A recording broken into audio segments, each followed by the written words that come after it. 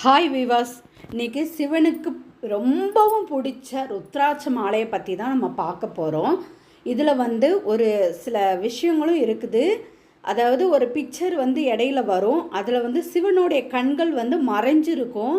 அதை யாரெல்லாம் கண்டுபிடிக்கிங்களோ அவங்க கமெண்ட்ஸில் ஓம் நமச்சிவாயா எஸ் அப்படின்னு சொல்லி கமெண்டில் தெரிவிங்க. அவங்களுக்கெல்லாம் சிவனுடைய முழு அருளும் உங்களுக்கு கிடச்சிருக்கு அப்படிங்கிறத நான் புரிஞ்சுக்கிறேன். அது போக ருத்ராட்சம் அப்படின்னு எடுத்துக்கிட்டாலே சிவனுடைய கண்களை குறிக்கக்கூடியது.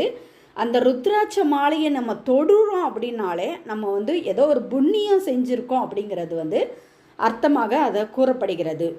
புண்ணியம் செய்தவர்கள் மட்டுமே ருத்ராட்ச மாலையை தொட்டு அணிய முடியும் என்றதும் நம்மளுடைய பழக்க வழக்கங்களில் கூறப்படுகிறத ஒன்றாக சிறப்பாக சொல்லியிருக்காங்க. அது போக இன்றைக்கி 5 முகங்கள், அதாவது ஒரு முகத்திலேருந்து 5 முகம் வரைக்கும் நம்ம பார்க்க போகிறோம். இப்போ ஃபஸ்ட்டு ஒரு முகத்தை பற்றி நம்ம பார்த்துக்கலாம். ஒரு முக ருத்ராட்சத்துக்கு ஏகமுக ருத்ராட்சம் என்றும் அழைக்கப்படுகிறது. ஒரு முக ருத்ராட்சம் ஈஸியாக எல்லார் கையிலையும் கிடைக்கக்கூடியது. அது போக ஒரு முக ருத்ராட்சம் உடல், ஆன்மா, மனம் மூன்றுமே ஒருநிலைப்படுத்தக்கூடியது. இது யார் யூஸ் பண்ணலாம் அப்படின்னா, அறுவை சிகிச்சை செய்வாங்களா அந்த டாக்டர்ஸ் இதை யூஸ் பண்ணலாம். நெக்ஸ்ட்டு 2 முகம் ருத்ராட்சத்தை பற்றி பார்க்க போகிறோம். 2 முகம் ருத்ராட்சம் என்றாலே ஒற்றுமைப்படுத்தக்கூடியது, அதாவது சிவனையும் சக்தியும் சேர்த்து குறிக்கக்கூடியது 2 முக ருத்ராட்சம். 2 முகம் ருத்ராட்சத்தை அணிவதனால் ஒற்றுமையை மேம்படுத்த முடியும். அதாவது புதுமான தம்பதிகள் இதை யூஸ் படுத்தலாம். ஆண்களாக இருந்தாலும் சரி, பெண்களாக இருந்தாலும் சரி, இதை யூஸ் படுத்தலாம்.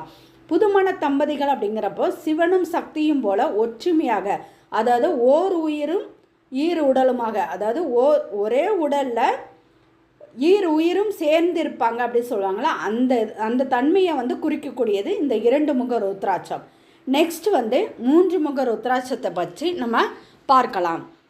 3 முகம் அப்படின்னு எடுத்துக்கிட்டாலே மும்மூர்த்திகளை வாசம் செய்யுது அப்படின்னு சொல்லி இதில் சொல்லியிருக்காங்க. அப்படின்னா மும்மூர்த்திகள் அப்படின்னாலே பிரம்மா, விஷ்ணு, சிவன் இவங்க 3 பேர்த்தையுமே குறிக்கக்கூடியது. அது போக இதில் செவ்வாய் பகவான் ஆதிக்கம் செய்கிறார் அப்படின்னு சொல்லியிருக்காங்க.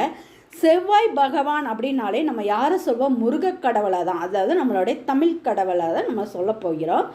அவரும் இதில் வாசம் செய்கிறார். அவர் வாசம் செய்வதனால என்ன சொல்கிறாங்க அப்படின்னா, இதில் மும்மூர்த்திகளும் முருகப்பெருமானும் சேர்ந்து வாசகம் செய்வதனால தெய்வக கடாட்சி நிறைந்ததாக இருக்கும், முன்னேற்றம் தரக்கூடியதாக இருக்கும்.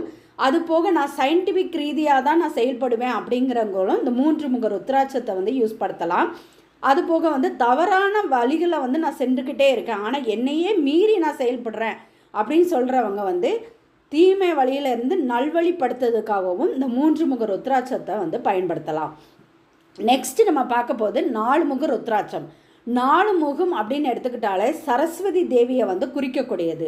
சரஸ்வதி தேவி அப்படின்னாலே யார் இதை யூஸ் பண்ணலாம் அப்படின்னா, மாணவ செல்வங்கள் இதை யூஸ் பண்ணலாம். மாணவர்கள் கல்வி அறிவு திகழ்ந்தவர்களாகவும் அந்த புத்தி கூர்மை உள்ளவர்களாகவும் நன்னடத்தை உள்ளவதற்காகவும் இந்த 4 முக ருத்ராட்சத்தை நம்ம யூஸ் படுத்தலாம். அதாவது ஒரு சின்ன பிள்ளைங்களை எடுத்துக்கிட்டோம் அப்படின்னா, என் பொண்ணு எவ்வளோதான் படிக்கிறா ஆனால் அவளுக்கு மனசில் அதை தங்கவே மாட்டேக்கி, அவள் மறந்துடுறா அப்படிங்கிறவங்களாம் இந்த 4 முக ருத்ராட்சத்தை யூஸ் படுத்தலாம். அது போக என்னோட பொண்ணு என்ன பேசினாலும் எரிச்சலாகவே இருக்குது அப்படின்னு சொல்லலாம், அந்த மென்மையான குரல் வர்றதுக்காக கூட அந்த 4 முக ருத்ராட்சத்தை யூஸ் படுத்தலாம். நெக்ஸ்ட் 5 முக ருத்ராட்சம். 5 முகம் ருத்ராட்சம் அப்படின்னா குரு பகவானை குறிக்கக்கூடியது. குரு பகவான் என்றாலே மங்களத்தை குறிக்கக்கூடியது, அப்படி தானே? மங்களம் என்றாலே உடல் ஆரோக்கியம் எல்லாமே அதில் வந்துடும். அதாவது அதீத பசியாக இருக்குது, எனக்கு உடல் எடையே குறைய மாட்டேக்கி அப்படிங்கிற சொல்கிறவங்களாம் இந்த 5 முக ருத்ராட்சத்தை யூஸ் பண்ணுங்க. அது போக இந்த 5 முக ருத்ராட்சத்தை யூஸ் படுத்துறதுனால எங்கள் வீட்டில் அகால மரணம் வந்துக்கிட்டே இருக்குது, என்னன்னே தெரியல, எனக்கு ஏதோ ஒரு விபத்து, சின்ன சின்ன விபத்துனா கூட நடந்துக்கிட்டே இருக்குது அப்படின்னு சொல்கிறவங்க இந்த 5 முக ருத்ராட்சத்தை யூஸ் பண்ணிங்கன்னா அதிலிருந்து விடுபடலாம். அது போக ஒரு தெய்வீக கவசம், தெய்வீக பாதுகாப்பு எனக்கு இருக்குது அப்படின்னா இந்த 5 முக ருத்ராட்சத்தை யூஸ் படுத்தலாம். 5 முக ருத்ராட்சத்தை பஞ்சமுக ருத்ராட்சமும் சொல்கிறாங்க.